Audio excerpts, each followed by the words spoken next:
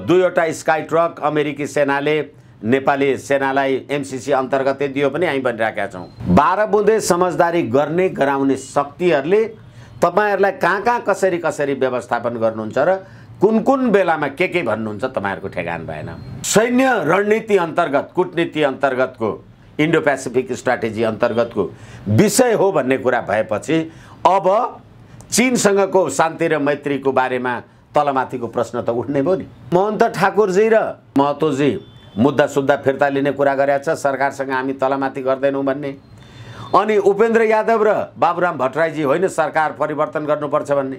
अनि 2 नम्बर प्रदेशमा floor cross गर्दाखेरि चाहिँ फेरि जसपाकै मान्छेहरू के भने हामी त राजपा र सजमो जतिखेर जे थियौँ केन्द्रमा पो मिलेको छ त जिल्लामा मिलेकै छैन पनि भन्ने। प्रतिनिधि सभाको बैठक नबसिकन एमसीसी पास नहुने, एमसीसी पास गर्छु पनि भन्ने, प्रतिनिधि सभाको बैठक पनि तपाईँ अन्त्य गर्ने। के हो त यसको खास मर्म?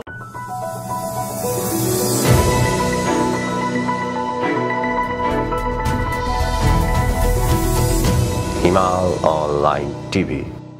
हिमाल अनलाइन टिभीको स्क्रिनमा वरिष्ठ अधिवक्ता विष्णु भट्टराई हुनुहुन्छ। अधिवक्ताजी स्वागत छ यहाँलाई। हजुर धन्यवाद, नमस्कार। यति बेला नेपालका राजनीतिक दलहरू 2टा खेमामा विभाजित भएका छन्। नेपाली कांग्रेसभित्र पनि 2टा खेमा छ, एमाले भित्र 2टा खेमा, जसपा भित्र 2टा खेमा। त्यसमा विशेष गरी बार्गेनिङ छलफल के भइरहेको छ भने सरकार परिवर्तनको कुरामा यदि एमसीसी पास गर्ने सहमति कसैले गर्छ भने एउटा पक्षले हामी त्यो पक्षसँग मिलेर आँखा चिम्लेर सरकार बनाउँछौँ भन्ने खालका कुराहरू भइरहेका छन्। वास्तवमा अहिले दलभित्र भइरहेको के हो, राजनीतिमा देखा परेका यी सङ्केतहरूले के पुष्टि गर्छ? धन्यवाद। पहिलो कुरा त धेरैचोटि हामीले कुरा गरिसकेका छौँ, यो वर्तमान राज्य प्रणाली नै नेपाल र नेपाली जनताको हित समुन्नति उन्नतिको लागि भन्दा पनि आयातित राजनीतिक प्रणाली अथवा दिल्लीमा बसेर 12 बुँदे समझदारी गरेर देशमा परिवर्तन गर्न खोजेको अथवा जुन त्यो आन्दोलनको त्यसको आधारमा हामी उपस्थित भयौँ भनेर भनेका छन्, यो पद्धति प्रणालीका प्रणेताहरू यी देशभित्रका प्रणेताहरू होइनन्। अब यस अन्तर्गत अहिले हुन त यो एमसीसी वाला कुरा वर्ष 1.5 वर्षदेखि नेपाली जनमानसमा छलफल भइराखेको छ। तर जब यो देशमा राजनीतिक परिवर्तन भयो, राजनीतिक परिवर्तन हुन्छ, त्यतिखेर देशको नागरिकताको बारेमा प्रश्न उठ्छ, राष्ट्रियताका बारेमा प्रश्न उठ्छन्, देशको सिमाना मिचिएको बारेमा प्रश्न उठ्छ। तर जब राजनीतिक परिवर्तनहरू भइसक्छन् अनि त्यहाँबाट जुन देश पात्र प्रवृत्तिको कुरा हामी गरिराखेका छौँ त्यही पात्र प्रवृत्तिहरूलाई नेपाली जनताले मतदानद्वारा राज्य सत्तामा पुर्याएका छन्। र अहिलेको कुरालाई पनि हामी हेर्ने हो भनेदेखि अब नभनौँ भन्दा पनि भन्नै पर्ने हुन्छ, 94% ओमकार परिवार बस्ने देशमा संसारको एकमात्र हिन्दू राष्ट्रको पहिचान जो जनआन्दोलनको कुनै विषय थिएन, तपाईले देशलाई धर्मनिरपेक्ष बनाउनु भयो। त्यसलाई धर्मनिरपेक्षता त बनाउनु भयो र संसदीय प्रजातन्त्रको संविधान भनेर तपाईहरुले भन्नुभयो। अब त्यसको बारेमा पनि अहिले कुरा गरौँला। त्यो संसदीय प्रजातन्त्रको संविधान अन्तर्गत तपाईले सर्वहाराको अधिनायकवादलाई लगभग 2/3 मत दिएर राज्य सत्तामा पुर्याउनु भयो र सर्वहाराको अधिनायकवादमा विश्वास राख्ने नेपालका कम्युनिस्ट पार्टीहरू, खास गरेर हाम्रो 74 सालको निर्वाचनको लागि कुरा गर्ने हो भने नेकपा एमाले र नेकपा माओवादी केन्द्र, त्यतिखेर उहाँहरू जुन 2075 जेठ 23 गते उहाँहरू जुन एकाकार भएर नेकपा हुनुभयो, त्यस बेलादेखि नै राज्य सत्ताको बारेमा, सरकार सञ्चालनको बारेमा द्वन्द्व चल्दाखेरि उहाँहरूले गएको 77 सालमा भएको लकडाउनको अवधिमा पनि चिनिया कम विचारधाराद्वारा, सी जिनपिङ विचारधाराद्वारा हामी अनुप्राणित छौँ भनेर भर्चुअल मिटिङ समेत गर्नुभयो। मैले यो यति पृष्ठभूमि किन जोडिराखेको छु भने अहिले एमसीसी पास गर्ने कुरामा नेपाली काङ्ग्रेसभित्र एकमत हुने, एमसीसी पास गर्ने कुरामा प्रधानमन्त्रीजीको संलग्नता हुने अनि एमसीसी पास गर्ने कुरामा मधेसवादी दलहरूको पनि त्यत्रो कुनै आपत्ति नदेखिने। तर एमसीसी सम्झौता चाहिँ यो इन्डो पेसिफिक रणनीति अन्तर्गतको सम्झौता हो र यसको लागि अमेरिकाले आफ्नो सैन्य रणनीति अन्तर्गत नेपाललाई आफ्नो सुरक्षा अवधारणाभित्र राख्न खोजेको हो भन्ने जुन प्रकारको गतिविधि आइराखेको छ त्यसको बारेमा कुनै राजनीतिक दल नबोल्ने। यिनै नेकपा एमालेका माधव नेपाल, झलनाथ खनाल लगायतका मान्छेहरू, झलनाथ खनालजीको त अध्ययन कार्यदलै बनेको थियो र त्यो अध्ययन कार्यदलले एमसीसीको यो दफाहरू आदि इत्यादि यी दफाहरू संशोधन नगरिकन लागू गर्न हुँदैन भनेर उहाँहरूले पार्टीमा प्रतिवेदन दिनुभयो। अहिले उहाँहरूको पार्टीभित्र जुनसुकै प्रकारको झगडा टन्टा भए पनि त्यो प्रतिवेदन त यथावत छ र त्यसको बारेमा नेपाली जनतालाई उहाँहरूले सुसूचित गर्नु भएन। अहिले प्रधानमन्त्रीजी सभामुखले एमसीसी टेबल गरेन भन्ने कुराले गर्दाखेरि प्रधानमन्त्री र सभामुखजीको बीचमा यसमा विवाद आइराखेको छ। अब त्यसै गरेर पुष्पकमल दाहालजी अथवा नेकपा माओवादीको कुरा गर्ने हो भने त रसुवा केरुङ काठमाडौँ रेलमार्गको कुरा गरेर बीआरआई अन्तर्गत नेपाल सरकारले 2016 मा चीनसँगको जुन प्रकारको एउटा अन्डरस्ट्यान्डिङ गरेको थियो, चीनसँगको सपुर्दगी सन्धिको बारेमा पनि जे कुरा उठाएको थियो र चीनका राष्ट्रपति सी जिनपिङ नेपाल आउँदाखेरि यी सबै कुराहरूको बारेमा एक प्रकारको जुन सहमति भएको थियो, अहिले कालान्तरमा चीनसँग भएका ती सहमतिहरू लागू हुन सकेनन्। गर्दा गर्दै अब एमसीसी पारित गर्ने कुरामा नेपालका राजनीतिक दलहरू प्रकारान्तरले सत्ताको सौदासँग एमसीसी पास गर्नमा पुगेका छन्। सत्ताको सौदासँग भन्ने शब्दावली मैले किन प्रयोग गरेँ भने हिजो नेकपा माओवादी र एमाले भएकै जुन नेकपा दलको एमसीसी बारेको प्रतिवेदन हो त्यो प्रतिवेदनसँग असहमति राख्ने व्यक्तित्वहरू पुष्पकमल दाहालजी लगायतका मान्छेहरू अहिले सरकारको फेरबदलसँग एमसीसीको बारेमा लचिलो हुन सकिन्छ भनेर भन्नुहुन्छ भने हिजो तपाईले लिएको राष्ट्रिय अडान एमसीसी राष्ट्रिय हितको पक्षमा छैन भनेको कुरा नक्कली थियो त होइन। त्यो राष्ट्रिय हितको पक्षमा छैन भन्ने हो भने सरकारको गठन र विघटन परिवर्तन अथवा प्रधानमन्त्रीको बहिर्गमन र नयाँ प्रधानमन्त्रीको आगमनले राष्ट्रिय हितमा सुरक्षा पर्ने विषय हो भने तपाईहरु किन त्यो कुरालाई अहिले पारित गर्नुहुन्छ? फेरि त्यति मात्रै नभएर अब अहिले नेपाली कांग्रेसको कुरालाई हामी हेरौं। नेपाली कांग्रेसमा एमसीसी पास गर्ने कुरामा उहाँहरु भित्र पनि कुनै असहमति त छैन। कांग्रेस सभापति शेरबहादुर देउवाले भन्नु नै भएको छ, यदि प्रचण्ड एमसीसी पास गर्न बाधक बन्दैनन् भने हामी प्रचण्डसँग सहकार्य गर्न तयार छौं। अब यसैले गर्दाखेरि एमसीसी पास गर्नलाई प्रचण्ड बाधक बन्दैनन् भने हामी एमसीसी सहकार्य गर्नलाई तयार छौं भनेपछि जुन प्रकारको रिपोर्ट नेकपाले हामीले कुरा गरिसक्यौं, त्यो झलनाथको संयोजकत्वमा भएको रिपोर्टको कुरालाई, त्यो कुरालाई नेपाली कांग्रेसले के यति कारणले यो असत्य छ भन्यो भनेको छैन। अनि त्यतिखेर प्रचण्डजी अथवा देव गुरुङजी लगायतका मान्छेहरू यो राष्ट्रघाती हो भनेर जे कुरा भन्नु भएको थियो, अथवा लीलामणि पोखरेलजी लगायतका मान्छेहरू जे कुरा अहिले पनि भन्दै हुनुहुन्छ भने त्यो पार्टी भित्र नै एमसीसी को बारेमा उनीहरू लचिलो हुन्छन् भने हामी अथवा सरकार बनाउन अथवा सहयोग आदि इत्यादि गर्नलाई दिन्छौं भन्छन् भने अब यो मुलुकको सरकार मुलुकको राष्ट्रिय स्वाधीनता सम्प्रभुताको सौदाबाजीमा सरकारको परिवर्तन हुन लाग्यो हो त। अब अहिले प्रधानमन्त्रीजी सामन्त गोयलसँग मध्यरातमा 3-4 घण्टा उहाँले के कुरा गर्नुभयो के कुरा गर्नु भएन, नेपाली जनतालाई उहाँहरू त्यो कुरा सुसूचित गर्नुहुन्न। तर अहिले बिआरआईको कुरा छोडेर प्रधानमन्त्रीजी एमसीसी अन्तर्गतको रसुवा केरुङदेखि काठमाडौँ हुँदै गोरखपुर हुँदै बङ्गलादेशसम्म पुग्ने 450 केबी प्रसारण लाइनको एमसीसी प्रोजेक्टलाई पारित गर्नको लागि सभामुखलाई गाली गर्न थाल्नु भएको छ। भनेपछि आखिरमा यो देशको सम्प्रभुता स्वाधीनता अखण्डताको बारेमा त नेपाली जनताले मत हालेर पठाएका मान्छेहरूले त्यसको रक्षा त गर्न नसकेको हो कि नगरेको हो कि होइन भनेदेखि सधैँ राजनीतिक परिवर्तन विदेशी शक्तिकै बलमा गरिराखिएको हो।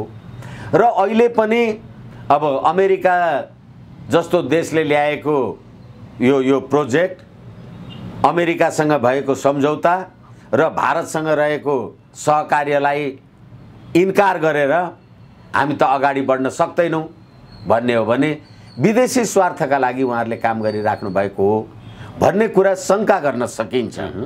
होइन भनेदेखि अहिले सरकारको परिवर्तनका कुरामा मधेसवादी दलभित्रै पनि महन्त ठाकुरजी र राजेन्द्र महतो एउटा कुरा भन्ने, मुद्दा फिर्ता लिने आदि इत्यादि कुरा गरेर यो सरकारलाई निरन्तरता दिने, उपेन्द्र बाबुराम भट्टराईजीहरू होइन यो कुनै हालतमा पनि यो सरकारको पतन हुनुपर्छ भन्ने, तर एमसीसीको कुरामा उहाँहरू वाद विवाद नगर्ने भनिसकेपछि त अब सम्पूर्ण रूपले हिजो 5000 मान्छे मारेको जिम्मा लिने प्रचण्डजी कर्णेल कुमार लामाको जस्तो मलाई पनि ट्रायल नहोस् अथवा त्यो मानवाधिकार आदि इत्यादि जे हामी सत्य निरूपण तथा मेलमिलाप आयोगवाला कुरा धेरैचोटि हामीले गरिसकेका छौँ।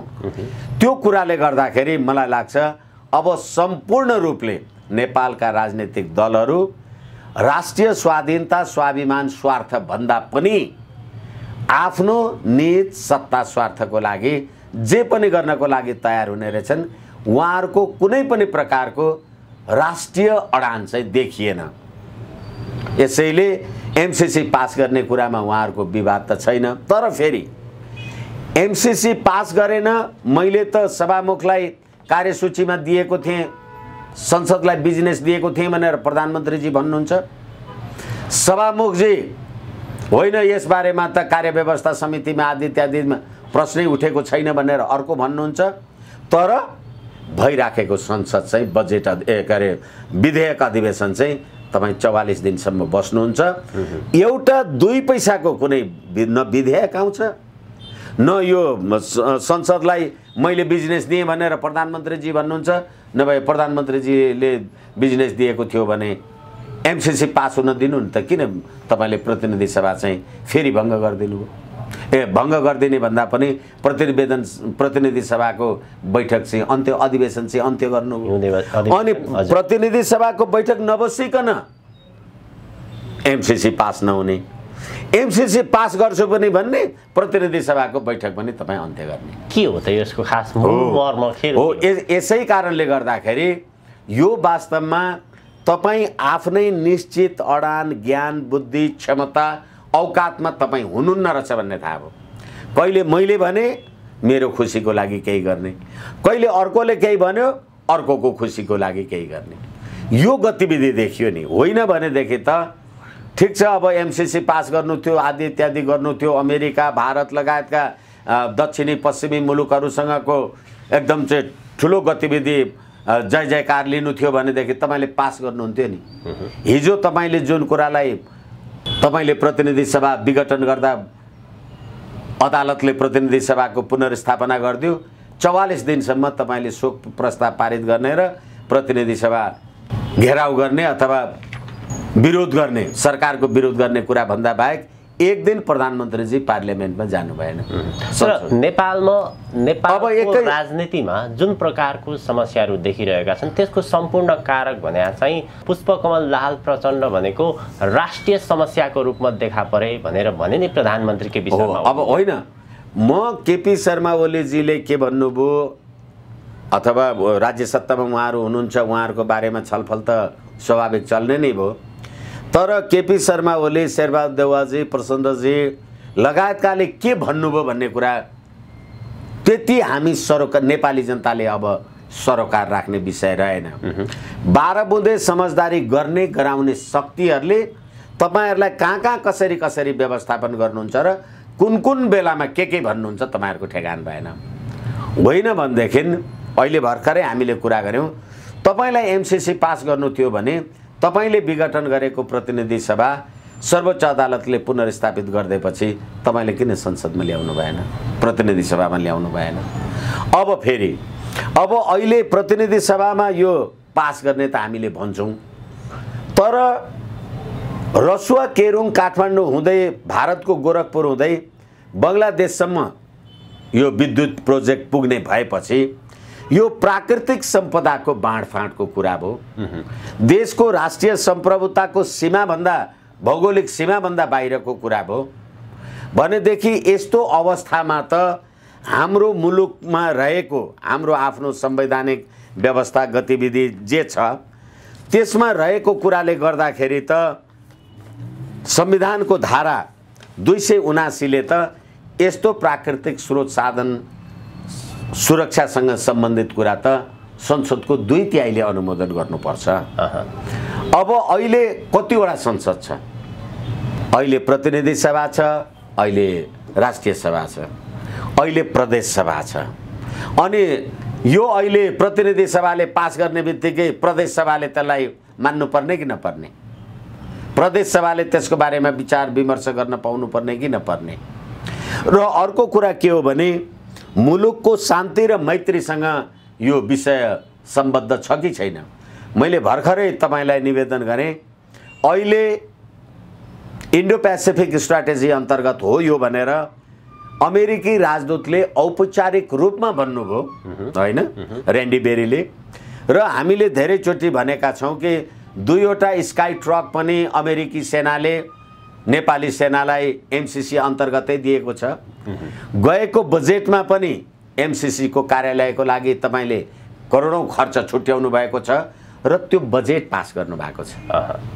त्यो बजेट चाहिँ पास गर्नुभयो, एमसीसी चाहिँ कसरी फेल गर्नुहुन्छ? किनभने तपाई जनतालाई झुक्क्याउने काम एउटा गरिराख्नु भएको छ र अमेरिकाले यो सैन्य रणनीति अन्तर्गत कूटनीति अन्तर्गतको इन्डो पेसिफिक स्ट्र्याटेजी अन्तर्गतको विषय हो भन्ने कुरा भएपछि अब चीनसँगको शान्ति र मैत्रीको बारेमा तलमाथिको प्रश्न त उठ्नै भयो नि। यदि त्यस्तो विषय छ भनेदेखि तपाईहरूले बनाउनु भएको संविधानको धारा 279 बमोजिम तपाईले अब सुरक्षाको प्रश्न आयो। जस्तो एमसीसी प्रोजेक्ट जहाँ त्यो काम कार्यवाही होला, त्यो 500 किलोमिटर कालोपत्रे सडक बन्ने जे कुरा होला, त्यहाँ भएका कारिन्दा काम कार्यवाही, त्यहाँ भएको कुनै घटना अपराध कसुरको बारेमा तपाईले नेपालको कानुन बमोजिम उनीहरूलाई पक्रेर कारबाही गर्न पाउनुहुन्न। तर यो एमसीसी को विषयमा मैले तपाईलाई रोके, माफ गर्नुहोला। हजुर, संसदबाट एमसीसी पास नभए तापनि एमसीसी मा रहेका विभिन्न बुदाहरू अथवा काम चाहिँ भइरहेका छन्, भित्रभित्र धेरै नै काम भइसकेका छन् एमसीसी अन्तर्गत भन्ने खालको कुरा पनि आइरहेको छ नि। होइन, त्यसैले हामीले भर्खरै भन्यौ नि, बजेटमै तपाईले राख्नुभयो एमसीसी। यसै कारणले तपाईले यसलाई 60 अर्बको एउटा परियोजना काम पनि तपाई गरिराख्नु भएको छ। अहिले भर्खरै पनि हामीले भन्यौ कि 2वटा स्काई ट्रक अमेरिकी सेनाले नेपाली सेनालाई एमसीसी अन्तर्गतै दियो पनि हामी भनिरहेका छौं। तर के हो भने तपाई पास चाहिँ यसलाई गर्नको लागि प्रतिनिधि सभामा किन लाँदै हुनुहुन्छ प्रश्न त्यहाँ छ। तपाईलाई आर्थिक सहयोग आदि इत्यादि गर्नको लागि त हामीले संसारबाट सहयोग लिएको कुरा आफ्नो ठाउँमा छ, तर एमसीसी परियोजना चाहिँ प्रतिनिधि सभामा किन लग्नुपर्ने? किन लग्नुपर्ने भनेदेखि भर्खरै हामीले कुरा गर्यौं त्यो एमसीसी परियोजना अन्तर्गत भएका काम कार्यवाहीका गतिविधिहरूमा नेपालको कानुन नलाग्ने, त्यहाँका कर्मचारी लगायतका जे जस्तो मान्छेहरू तिनीहरूको बन्दोबस्त जे होला त्यसमा नेपालको कानुन नलाग्ने, त्यहाँ अपराध कसुर भयो भने पनि त्यसमा पक्रेर कार्यवाही गर्न नपाउने भनेपछि त तपाईले चीनको सीमानासम्म अमेरिकी सुरक्षा रणनीति अन्तर्गतका त्यो काम गर्न आएको मान्छेहरू सेनाको कर्मचारी हुन्छ कि साधारण लेबर हुन्छ, तपाईलाई के थाहा? तपाईले त त्यसलाई चेक गर्न पाउनुहुन्न नि। भनेदेखि त्यसले गर्दा हाम्रो र फेरि धेरैचोटि भनेको छु मैले, यही प्रतिनिधि सभा विघटन गर्दाखेरि चीनबाट आएको अन्तर्राष्ट्रिय चिनिया कम्युनिस्ट पार्टीको अन्तर्राष्ट्रिय विभागको त्यो केयुएचओको नेतृत्वमा आएको टोलीले नेपालमा रहेको राजनीतिक अस्थिरताले चीनको सुरक्षामा खतरा नपुगोस् भनेर जानुभयो। भन्नुको अर्थ अब यो एमसीसी पारित भएपछि त्यसमा काम गर्ने मान्छेको योग्यता पनि तपाईँ चेक गर्न सक्नुहुन्न, कहाँबाट आएको छ, के भएर आएको छ भनेर। र त्यसै गरेर त्यो कहिलेसम्ममा सक्नुपर्छ तपाईँ त्यो पनि कुरा भन्नुहुन्न, तर प्रतिनिधि सभाबाट पार्लियामेन्टबाट पास गराउनु पनि पर्छ भन्नुहुन्छ, तर पास नगराइकन काम पनि गर्नुहुन्छ। अनि पास गराएको तपाईँले किन भनेदेखि वास्तवमा हालाकि यो विश्वव्यापी मान्यता हो, दुईटा देशको बीचमा कुनै सन्धि सम्झौता भयो भने त्यो सन्धि सम्झौता चाहिँ सम्बन्धित देशको कानुनभन्दा बलियो हुन्छ। किनभने तपाईँ एउटा छुट्टै सम्प्रभु राष्ट्र हुनुभयो, म एउटा छुट्टै सम्प्रभु राष्ट्र भएँ भने तपाईँ र मेरो बीचमा गरिएको सम्झौता त तपाईँको देशको पार्लियामेन्टले पनि उल्टाउन मिलेन, मेरो देशको पार्लियामेन्टले पनि उल्टाउन मिलेन। त्यसैले अहिले अमेरिकी रणनीति अन्तर्गत नेपालको कानुनले, नेपालको अदालतले, नेपालको संसदले भोलि उल्ट्याउन नसकोस्, एमसीसीमा भएका जे जति बन्दोबस्तहरू छन् त्यसलाई कसैले अन्त्य गर्न नसकोस् भनेर तपाईँ पार्लियामेन्टमा लाँदै हुनुहुन्छ। तपाईँ पार्लियामेन्टमा लग्नुहुन्छ, यो विषय पार्लियामेन्टमा लग्नको लागि राजनीतिक दलहरू यत्रो शान्ति कुनै के आदि इत्यादि भन्छन्। कुनै एउटा राजनीतिक दल हिजो हामीले अमुक देशबाट आएको कुनै पनि प्रकारको सहयोग परियोजना आदि इत्यादि पार्लियामेन्टमा लगेर पास गर्यौँ त भन्दैन, होइन? त्यसैले गर्दाखेरि यो संसदबाट तपाईले पास गराउनुमा यसमा निश्चित रणनीतिक भूमिका छ भन्ने कुरा प्रश्न हुन्छ। त्यसैले अमेरिकी राजदूत र्यान्डी बेरीले यो इन्डो पेसिफिक रणनीतिकै अभिन्न अङ्ग हो भनिसक्नु भएपछि अब यसमा नेपालका राजनीतिक दलहरू अब अहिले कसले कसलाई कता उफ्रिए पनि, कसले कसलाई कता उफ्रिए पनि यिनीहरू सम्पूर्ण त्यही विदेशी शक्तिको खाना गानामा नेपालमा हालिमुहाली गर्ने यो राजनीतिक दल नेताहरू भएपछि अहिले एमसीसी को बारेमा अब प्रधानमन्त्री हुन र नहुनका लागि एमसीसी पास गर्नुपर्ने र नपर्ने शर्त आउन थाल्यो। नेपाली जनताले तपाईलाई आफ्नो राजकीय सत्ता र सम्प्रभु सत्ताको प्रयोग गरेर मत दिएर सरकारमा पुर्याए। अब तपाईँ अमेरिकाले के भन्छ त्यसको समर्थन र विरोधको लागि समर्थन गर्नुभयो भने सरकारको गठन र विघटन, समर्थन गर्नु भएन भने फेरि सरकारको गठन र विघटन, पारित गरे यो ढङ्गमा, पारित नगरे यो ढङ्गमा भन्दाखेरि म त फेरि पनि उदेक लाग्छ नेपाली जनताको राजकीय सत्ता र सम्प्रभु सत्ताको सम्मान त भयो, निर्वाह त भयो, निर्वाह त गरिराखेका छौँ हामी। यसै कारणले गर्दा तपाईले प्रश्न गर्नुभए अनुसार प्रचण्डजीले के भन्नुभयो, केपी ओलीजीले, शेरबहादुरजीले अथवा मधेसवादी दलहरूले के भन्नुभयो भन्ने होइन। उहाँहरू जजसको ताबेदारीमा जहाँ जहाँ जे गर्दै हुनुहुन्छ। अहिले भन्नुस् न, एउटा पार्टीभित्र तपाईँ बस्नु भएको छ, यो हाम्रो जसपा जनता समाजवादी पार्टी, त्यसमा महन्त ठाकुरजी र राजेन्द्र महतोजी मुद्दा सुद्धा फिर्ता लिने कुरा गरेका छ, सरकारसँग हामी तलमाथि गर्दैनौँ भन्ने। अनि उपेन्द्र यादव र बाबुराम भट्टराईजी होइन सरकार परिवर्तन गर्नुपर्छ भन्ने। अनि 2 नम्बर प्रदेशमा फ्लोर क्रस गर्दाखेरि चाहिँ फेरि जसपाकै मान्छेहरू के भने हामी त राजपा र सजमो जतिखेर जे थियौँ केन्द्रमा पो मिलेको छ त जिल्लामा मिलेकै छैन पनि भन्ने। यस्तो खालको राजनीतिक दल, प्रणाली, पद्धति यसको प्रणेता नै नेपाली भूमिबाट नभएको र यो 12 बुँदे समझदारीले नै नेपालको राष्ट्रिय अस्मिता अखण्डतामा हरेक बार प्रश्न उठाउने काम गरेको हुँदा अब फेरि पनि अहिले एमसीसी को कुरा उठाएको छ र फेरि मैले अघि भने बाबा तपाईँ प्रधानमन्त्री, तपाईँ एमसीसी पास गराउन चाहनुहुन्छ, तपाईले भङ्ग गरेको प्रतिनिधि सभा सर्वोच्च अदालतले पुनर्स्थापित गरिदिएको छ, तपाईँ सभामुखलाई दोष दिएर उम्किन पाउनुहुन्छ। पार्लियामेन्ट तपाईले प्रतिनिधि सभा तपाईले किन हिउँदे अधिवेशन अन्त्य गर्नुभयो, किन ल्याउनु भएन एमसीसी? सभामुखले आज ल्याएन अरे भोलि तपाईले ल्या भन्न सक्नुहुन्न? कार्यव्यवस्था समितिको बैठकमा किन तपाईले यो कुरा गर्नु भएन? र फेरि प्रतिनिधि सभाबाट तपाईले सभामुख रोज्नु भएको छ भनेदेखि प्रतिनिधि सभामा तपाईँ सभामुखलाई अविश्वास गर्नुस् न त, त्यो पनि नगर्ने भनेदेखि यो कुनै पनि आफ्नो ज्ञान बुद्धि र विवेकले हिँडिराखेको यो परिस्थिति चाहिँ देखिँदैन। खास गरेर अहिले एमसीसी को गतिविधिमा र यो प्रधानमन्त्रीलाई विश्वास र अविश्वास गर्ने, एउटा सरकार परिवर्तन गरेर अर्को ल्याउन नसक्ने हुनुभयो तपाईँ। तपाईले एमसीसी पासै गर्नुभयो भने पनि कतिजनाले भोलिदेखि नेपाली जनताले के गर्ने होलान्? तपाईले प्रतिनिधि सभाबाट पास गरेको त्यत्रो प्रचण्ड बहुमतले पास गरेको लिपुलेक लिम्पियाधुरा र कालापानीको कहाँ गयो त्यो कुरा, कता पुग्यो?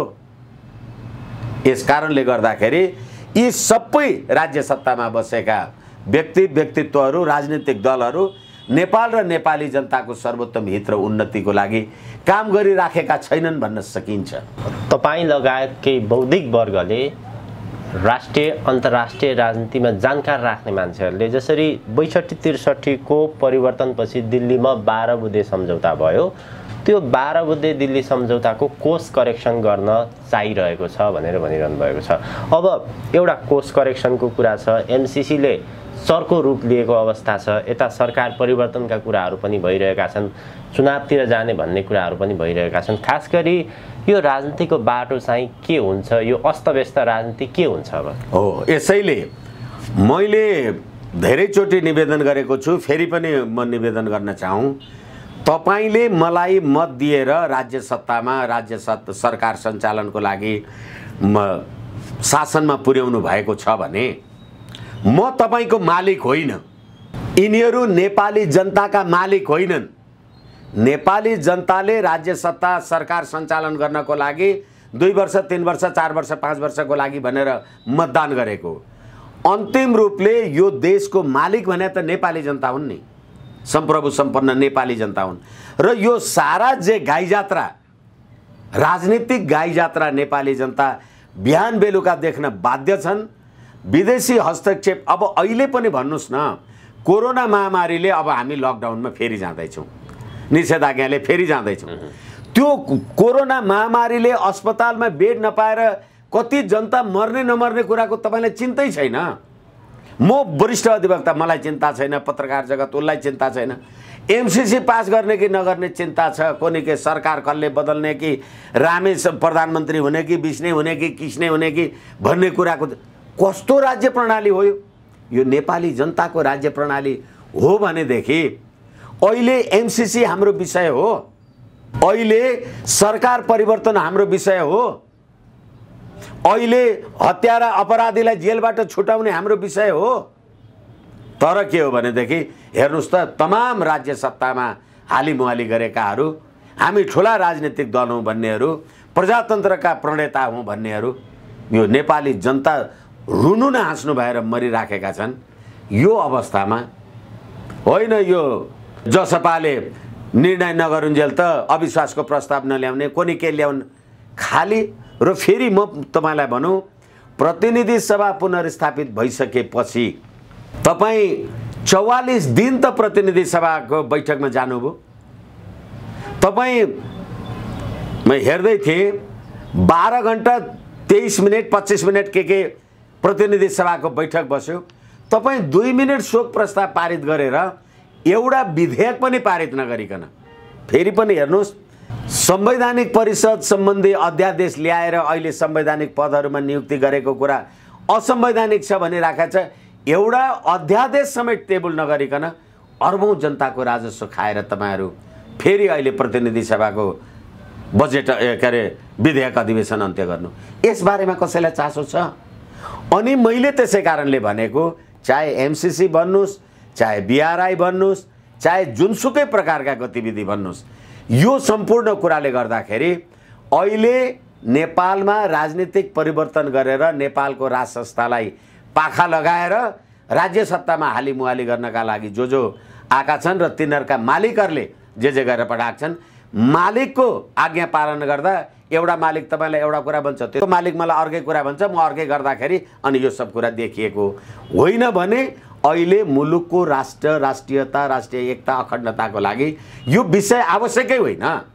नागरिकताको विषय, अपराधीलाई जेलबाट अदालतले सजाय गरेको मान्छेलाई कसुर माफ गर्ने अहिले आवश्यकता हो।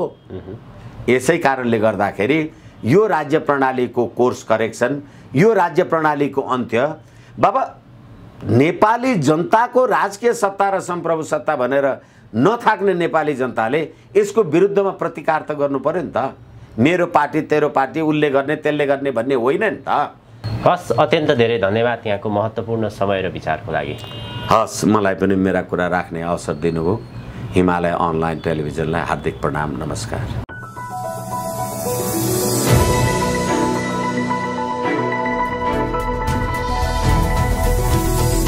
Himalaya online TV.